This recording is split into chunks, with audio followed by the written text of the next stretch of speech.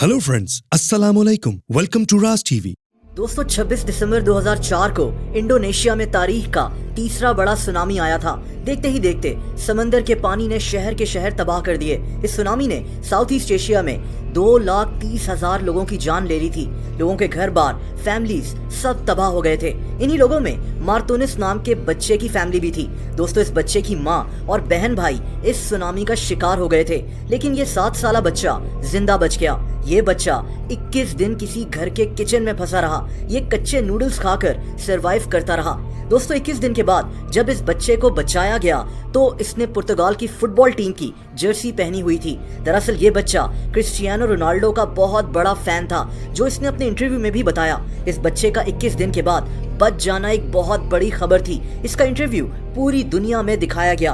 दोस्तों ये interview Ronaldo ने भी देख लिया। रोनाल्डो उस वक्त सिर्फ 20 साल का था। इसने जब इस बच्चे को अपनी टीम की फुटबॉल जर्सी पहने हुए देखा तो रोनाल्डो को ख्याल आया कि किसी तरह इस बच्चे से मिला जाए।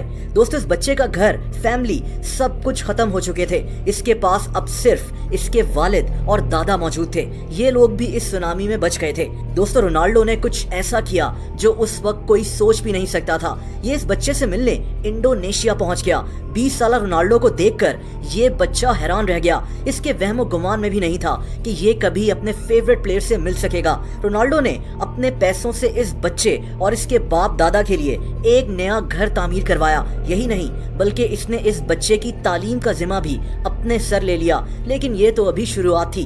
रोनाल्डो ने पुर्तगाल वापस जाकर इस बच्चे को पुर्तगाल बुलवाने का फैसला किया। दोस्तों सिर्फ 5 महीने के बाद ये बच्चा अपने वालिद के साथ पुर्तगाल में मौजूद था, जहां इसको पुर्तगाल और स्लोवाकिया का मैच दिखाया गया। ये बच्चा इस मैच में एक वीआईपी गेस्ट था। यही नहीं बल्कि मार्तोनिस के लिए फंड्स भी इकट्ठे किए गए और इसको 40,000 यूरोस दे दिए गए। एक बच्चा जिसका घर, फैमिली सब कुछ सुनामी ने तबाह कर दिया था, उसको अंदाजा ही नहीं था कि इसकी जिंदगी इस तरह से तब्दील हो जाएगी। ऐसा लग रहा था जैसे मार्तोनिस रोनाल्डो का अपना भाई हो। दोस्तों 3 साल के बाद रोनाल्डो इस बच्चे से मिलने फिर से इंडोनेशिया पहुंच गया।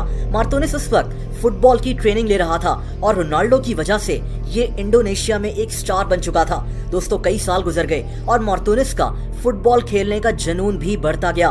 रोनाल्डो भी अपनी जिंदगी में मसरूफ हो गया।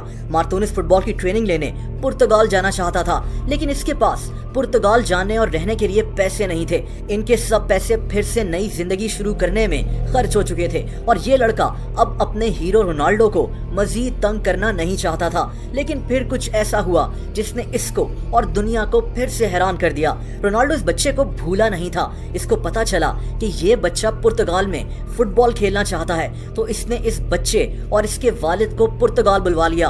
रोनाल्डो जानता था कि इनके लिए यहाँ रहना नामुमकिन है और फिर इसने इनके लिए कुछ बहुत बड़ा किया। रोनाल्डो ने अपने इस दोस्त के लिए पुर्तगाल में एक बहुत आलीशान घर खरीद लिया और इसको ये घर गिफ्ट कर दिया।